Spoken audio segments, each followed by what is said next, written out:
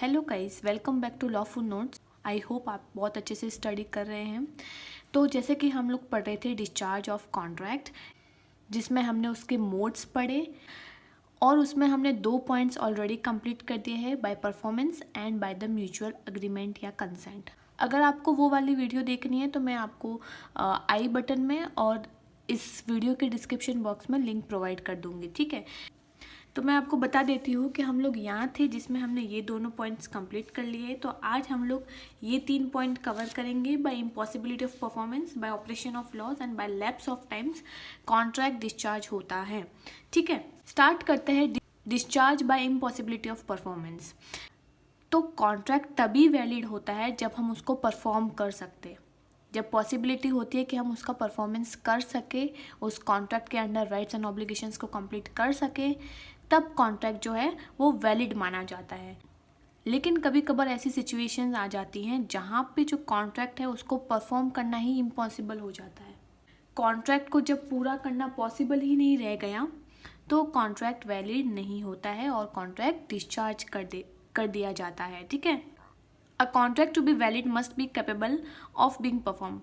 Contract valid तभी कहलाता है जब उसमें उसकी परफॉर्मेंस होती है, पॉसिबल, ठीक है। When the performance of a contract is or become impossible due to its own nature or some reason which are beyond the control of the parties, then the contract is discharged on the ground of impossibility of performance। जब contract की performance जो है impossible हो जाती है, किस कारण से? या तो कॉन्ट्रैक्ट के खुद के नेचर से या फिर कुछ अदर रीजन से जो कि पार्टीज के कंट्रोल के बियॉन्ड है, मीन्स पार्टी कंट्रोल नहीं कर सकती है, उस परफॉर्मेंस को परफॉर्म करना इम्पॉसिबल हो गया है, then the contract is discharged on the ground of impossibility of performance. तब कॉन्ट्रैक्ट को क्या कर दिया जाता है? डिस्चार्ज किया जाता है, पूरा कर दिया जाता है। किस ग्राउंड पे? By the impossibility of performance. देखो इसमें 2 टाइप्स है। सेक्शन 56 2 टाइप्स बताती हैं। पहला है इनिशियल इम्पॉसिबिलिटीज और दूसरा है सब्सिक्वेंट इम्पॉसिबिलिटी, ठीक है। डिस्चार्ज ऑफ इम्पॉसिबिलिटी परफॉर्मेंस के अंदर भी 2 टाइप्स है। इनिशियल इम्पॉसिबिलिटी किसे बोलते हैं? इनिशियल मीन्स शुरुआत। इनिशियल का मतलब क्या होता है? स्टार्टिंग से। जब ऐसी इम्पॉसिबिलिटीज जो शुरू से ही कॉन्ट्रैक्ट के फॉर्मेशन के टाइम से ही इम्पॉसिबल थी, उसको हम लोग कहते हैं इनिशियल इम्पॉसिबिलिटी। देखो, impossibility which exist at the time of the formation of contract. Example से समझ में आएगा आपको। A agrees to pay Y rupees 5,000 and Y promised to discover treasure of gold by magic। A ने agree किया Y के साथ कि वो Y को 5,000 रुपीज देगा और Y ने प्रॉमिस किया बदले में कि जो मैं जादू से सोने का खजाना डिस्कवर कर दूंगा।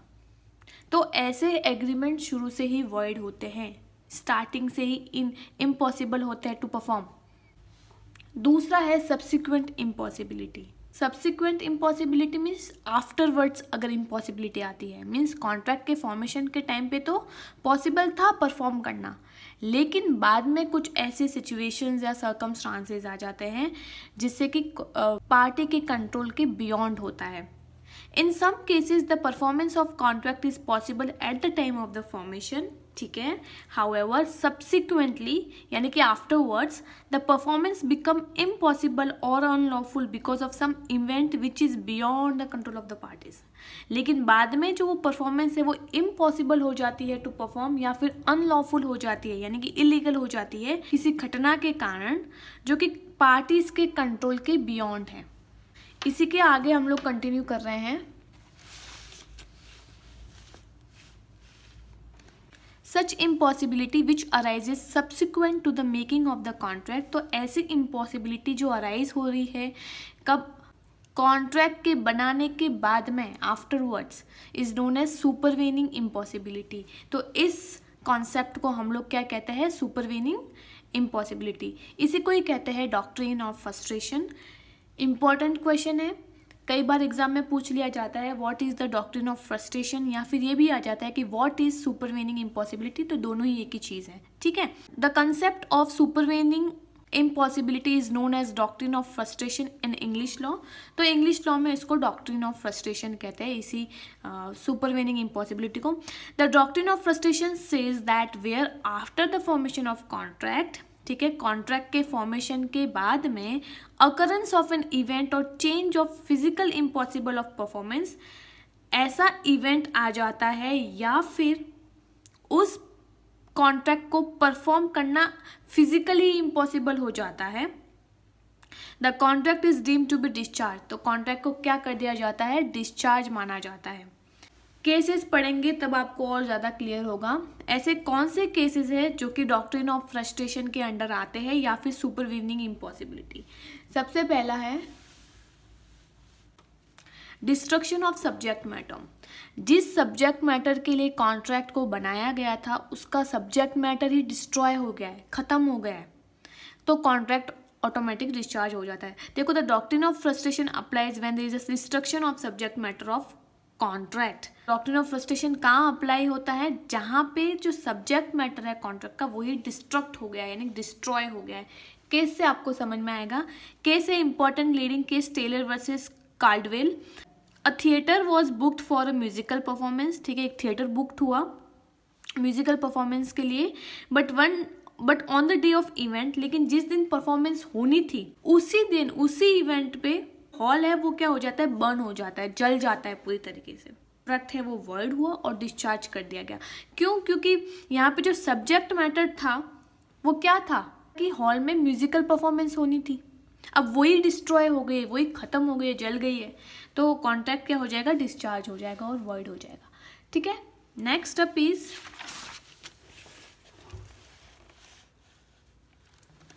Change in law. कभी कभार क्या होता है, लॉ में ही चेंज हो जाता है। मीन जब आप बना रहे हो, जब आपने कॉन्ट्रैक्ट किया है तब तो लीगल होता है, लेकिन फॉर्मेशन के बाद में आपको समझ में आता है कि अब जो है ये इलीगल हो गया है कॉन्ट्रैक्ट, तो वो कॉन्ट्रैक्ट डिस्चार्ज हो जाता है। देखो, when a contract is lawful eight the time of formation, जब बनाया गया तब लॉफुल था, लेकिन बाद में अनलॉफुल हो जाता है। क्यों? क्योंकि चेंज इन लॉ के द्वारा चेंजेस किए जाते हैं, तब जो कॉन्ट्रैक्ट है वो डिस्चार्ज माना जाता है। इसमें देखो एक चीज़ और ऐड है, also discharge by the order of court. अगर कोर्ट के द्वारा ऑर्डर आता है तब भी डिस्चार्ज माना जाता है। एग्जाम्पल से समझेंगे, A agrees to supply wood from a forest to B. A ने अग्री किया बी के साथ कि वो उसको फॉरेस्ट से कुछ वुड सप्लाई करेगा। Later a new law restricts the cutting of wood from forest. लेकिन कॉन्ट्रैक्ट के बनाने के बाद में एक नया लॉ आता है जहाँ पे फॉरेस्ट से लकड़ियों को काटने पे रेस्ट्रिक्शन लगाई जाती है, रेस्ट्रिक्ट किया जाता है, प्रोहिबिट किया जाता है to cut a wood from forest. ठीक है, the contract deemed to be void, तो ऐसे कॉन्ट्रैक्ट को वॉइड डिक्लेयर किया जाता है और वो डिस्चार्ज माना जाता है। ठीक है, third is change in circumstances. कभी कभी परिस्थितियों में ही चेंज हो जाता है। ठीक है, due to change in the circumstances the main reason for which the contract was formed is defeated.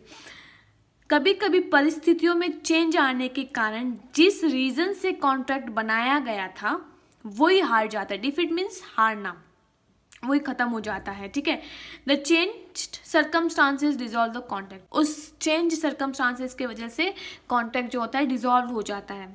Case देखेंगे यहाँ पे, रेल वर्सेज हेनरी। यहाँ पे एच हेनरी है, ठीक है, एच का मतलब हेनरी और के का मतलब रेल है।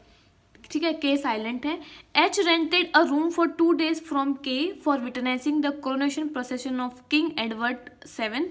तो क्या किया कि हेनरी ने जो है 2 दिन के लिए रूम रेंट पे लिया, किससे, रेल से। किस चीज़ के लिए उसने लिया? क्योंकि वहाँ से किंग एडवर्ड को गुजरना था, उसकी प्रोसेसिंग देखनी थी हेनरी को। The procession was cancelled because of the king being sick. अब क्या होता है कि जो प्रोसेशन है वो कैंसल कर दिया जाता है क्योंकि जो किंग होता है वही बीमार हो जाता है। तो इस केस में क्या हुआ, सर्कमस्टांसेस चेंज हो गए। ठीक है, तो कोर्ट ने क्या बोला, the court excuse Henry from paying the rent because it held that the basis of renting the room was the procession and cancellation discharge the contract. Court कहती है कि जो अब हेनरी है वो रेंट पे नहीं करेगा क्योंकि उसने वो रूम प्रोसेशन देखने के लिए लिया था सिर्फ, और उस केस में पार्टीज जो है वो डिस्चार्ज हो जाती है फ्रॉम देयर ऑब्लिगेशन। ठीक है, फोर्थ है डेथ और पर्सनल इनकैपेसिटी ऑफ प्रोमिसर, जब प्रोमिसर की डेथ हो जाती है या फिर वो पर्सनल इनकैपेबल हो जाता है कॉन्ट्रैक्ट को परफॉर्म करने के लिए।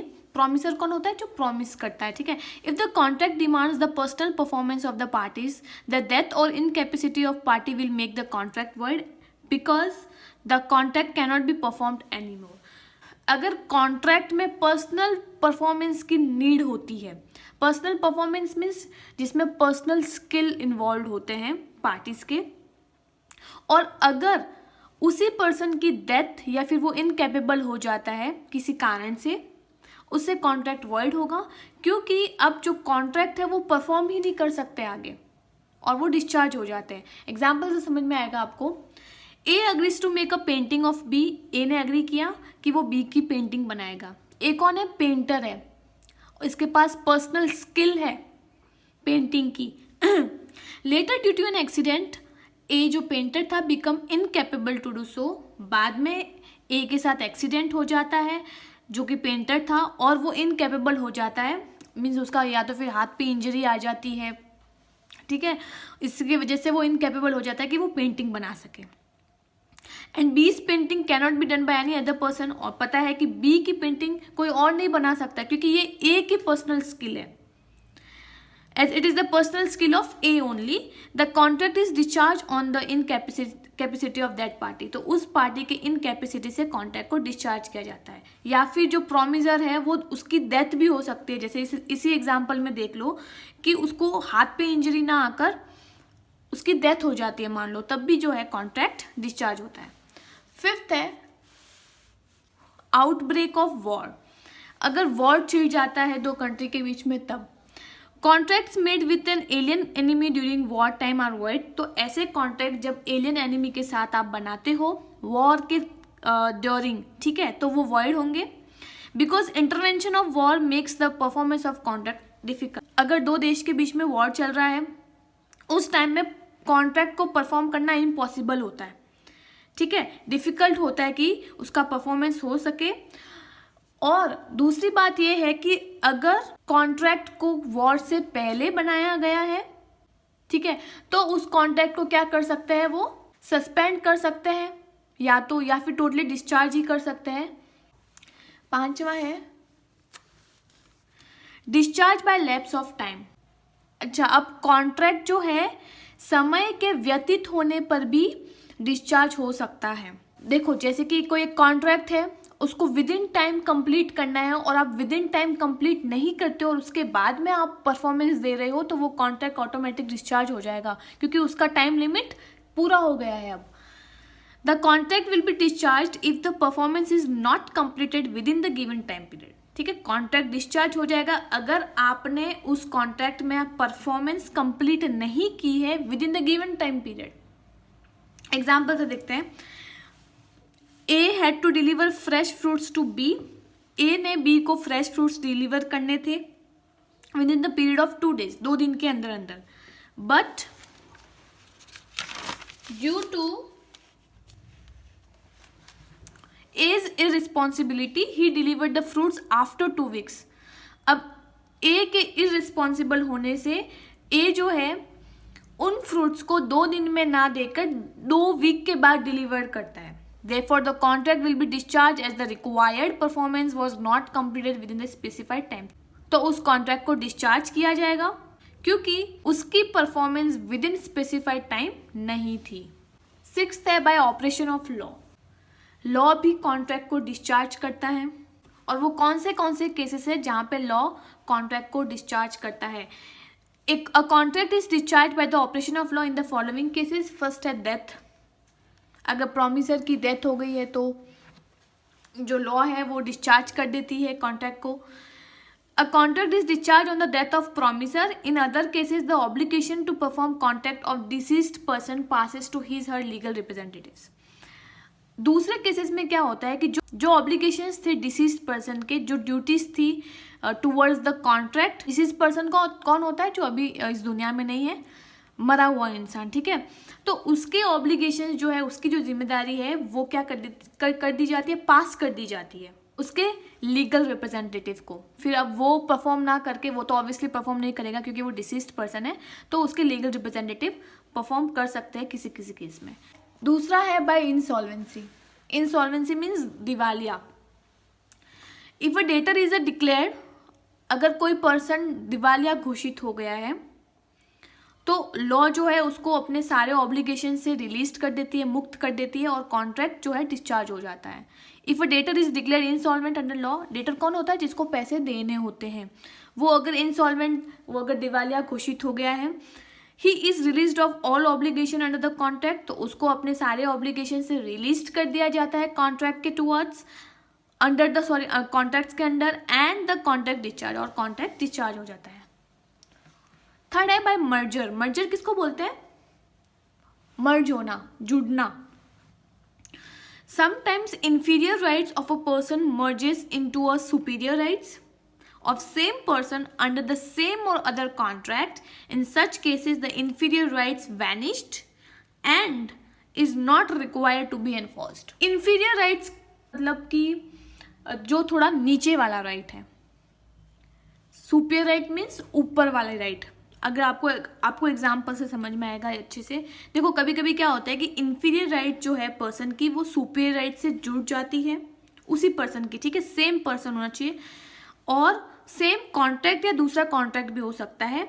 इन सच केस इंफीरियर राइट, उस केस में जो इंफीरियर राइट थी, यानी कि जो छोटी राइट थी, नीचे वाली राइट थी, वो क्या हो जाती है? वैनिश्ड हो जाती है, खत्म हो जाती है, and is not required to be enforce, उसको इन्फोर्स करने की जरूरत नहीं होती है।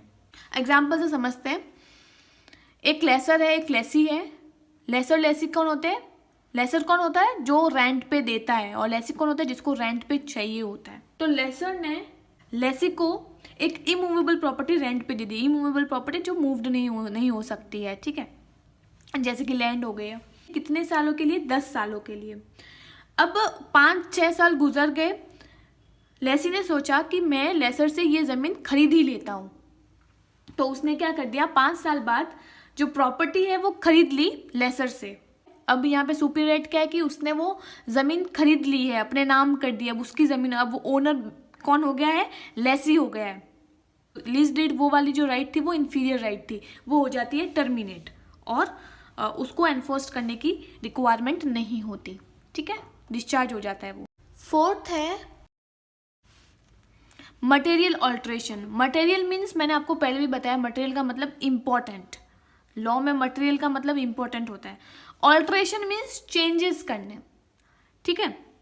Sometime a party to contract make material alteration in a written document of a contract without the consent of other party. कभी कभी क्या होता है कि जो पार्टीज टू कॉन्ट्रैक्ट है उसमें एक पार्टी जो है वो कुछ इम्पोर्टेंट ऑल्ट्रेशन कर देती है कॉन्ट्रैक्ट में, जो कि रिटन डॉक्यूमेंट यानी कि ओरिजिनल डॉक्यूमेंट ऑफ कॉन्ट्रैक्ट में ऑल्ट्रेशन कर देती है, बिना दूसरे पार्टी के इजाज़त से, बिना दूसरे पार्टी के कंसेंट से। तो उस केस में जो कॉन्ट्रैक्ट है वो वर्ड हो जाता है और डिस्चार्ज हो जाता है। देखो ये थे 5 पॉइंट। अच्छा, मैंने जो सीक्वेंस नंबर है वो थोड़ा गलत डाल दिया है। जो आपका 4th पॉइंट था वो बाय लैप्स ऑफ टाइम है, और जो 5वां पॉइंट है वह बाय ऑपरेशन ऑफ लॉ है। अब एक लास्ट पॉइंट है ब्रीच ऑफ कॉन्ट्रैक्ट, वो हम लोग सेपरेट लेक्चर में क्लियर करेंगे, ठीक है। और अगर आपको मेरा लेक्चर अच्छा लगा हो then please to like, subscribe and share my channel. Thank you.